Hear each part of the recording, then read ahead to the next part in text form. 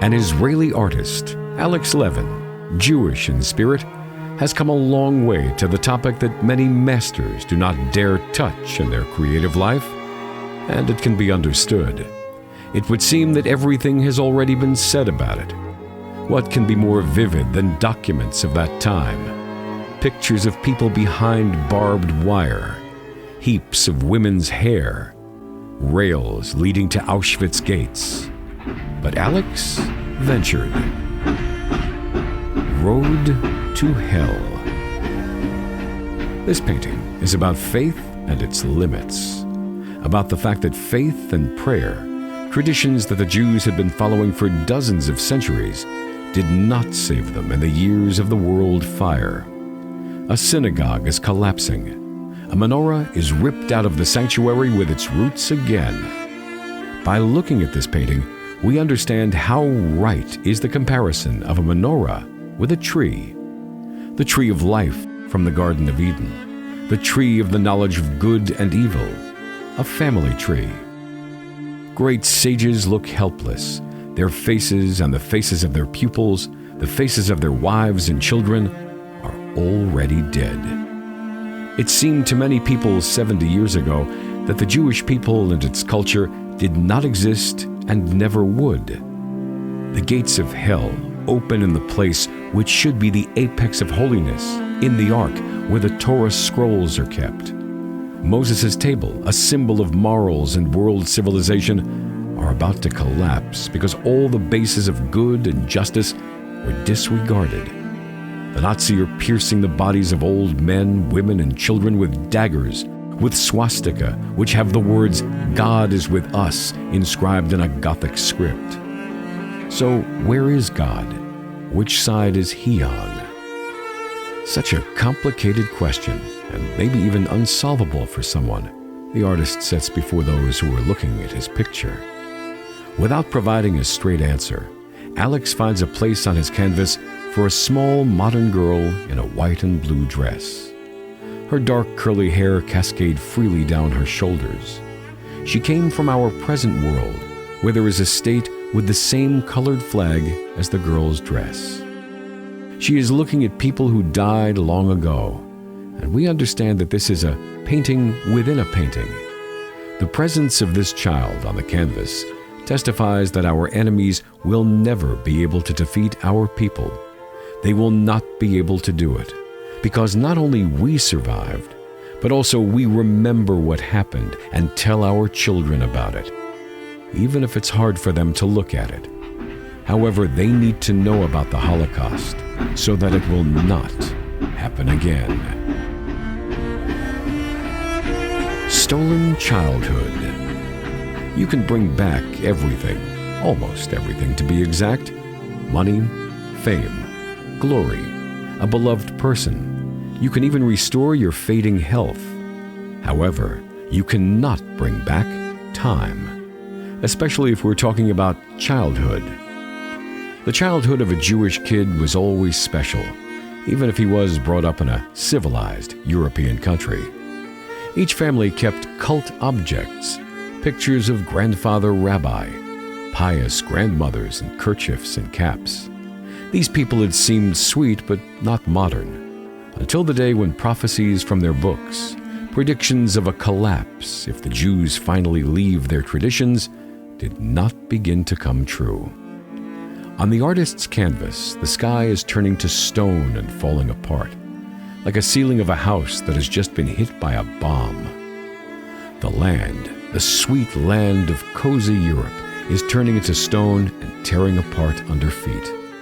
A symbol of coziness, a baby cradle and toys are hanging over the abyss, and it seems that a toy train departs for the gates with the inscription, "Work sets you free," Arbeit macht frei, any minute now. And only a solid, steady pile of books at the background of the painting suddenly brings back hope. Have all those books been read? Have all the predestinations from them been learnt? Because sages had warned about the catastrophe, had said that prosperity in the countries of exile could not last forever. Nobody had listened to them, although those who survived returned to the Jewish country and restored it. And there is still the same Jewish letters, this time on children's bricks, where the eternal Aleph, denoting the truth, Emet, does not let us forget that the truth will always win. Flight from the Auschwitz. The first Israeli astronaut, Ilan Ramon, a son of Jewish parents from Eastern Europe who had lived through Auschwitz, perished during a spaceship crash not far from the Earth. He took with him on his first, and as it turned out his last, space trip, a drawing by a boy from Terezin Ghetto, Theresienstadt. There was a space rocket in that picture. The space scale of the Auschwitz tragedy asks for a space response. It cannot be the other way, the author of the painting is telling us. A camp robe is flying up, and a large doll that has come alive appears before us in a wedding dress. A wedding is a symbol of life and procreation, but the painting is imbued with black colors of death and destruction. Phantasmagoria of ashes, space, and eternity overlap just like in real life. But the message of the painting is life, not death. Life, in which we should not forget still recent, according to the space scale, tragedy.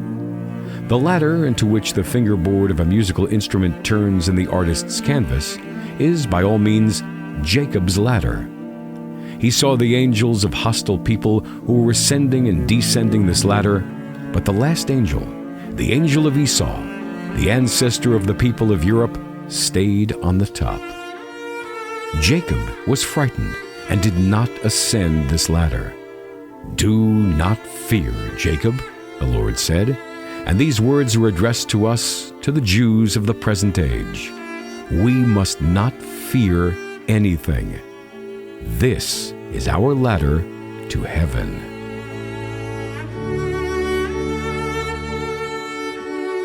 Unanswered prayers. A pomegranate fruit is a symbol of abundance and prosperity on a Jewish table on the New Year holiday, Rosh Hashanah. In the artist's painting, it turns into crematorium furnaces. This is a cruel truth which you cannot escape. Before being destroyed, the Jews were robbed, and the wealth taken from them was spent on improving the Nazi destruction machine. Jewish New Year is a judgment day. The Hitlerites preferred to conduct the most horrible campaigns at this time.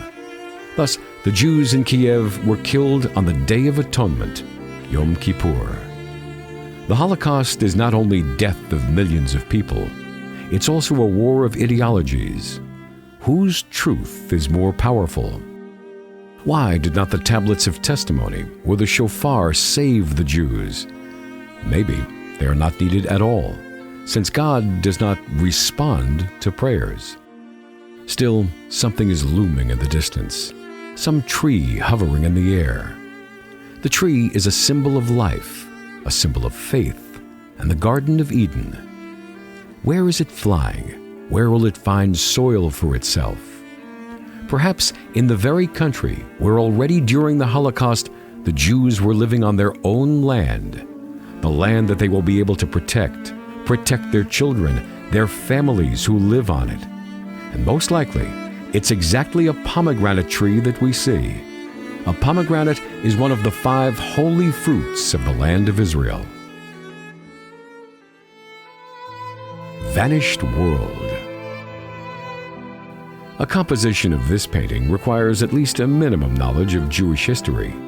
Nevertheless, even those who are not familiar with it at all will recognize the image of Moses created by the great master of the Renaissance. However, Alex depicted Moses with a yellow star of a ghetto prisoner. Perhaps it's a sentence to European civilization, with which many civilized Jews had been in love for several centuries in a row. They had left ghettos for it. They had left their people, and had used baptizing like Heinrich Heine in order to buy an entrance ticket to European culture. But in the middle of the most civilized century, this culture betrayed them. Betrayed without protecting. Still, why did not great Moses protect himself and his people? Why did he allow them to drive himself and his brothers into ghettos and concentration camps? Why was not there its own Moses of the 20th century, who would have led the Jews from European Egypt into the Promised Land when the right time had come? The cost of this double-edged failure, this double-edged defeat, was too high. Who will bring back to Sabbath tables festival lamps that suddenly started to look like gas chamber pipes? Who will bring back a musician to the violin and a child to his lost doll with the Star of David? Things outlive their owners. It seems that the artist wants to turn back time, to destroy the rails leading into Auschwitz, which the Allies' aviation spared for some reason. And only the letters of the Jewish alphabet remain alive in this painting. Toy letters that were presented to children who came to a cheder. They were smeared with honey to make studying the Torah look sweeter for kids. These letters also passed into oblivion, but they returned later. They returned into the books of Israeli pupils. They are shining by the entrance to synagogues and in shop windows of fashionable stores. The words of Israeli anthem Hatikva, the hope, are woven from them. And they can still be used to put together the immortal words repeated by the Jews all over the world.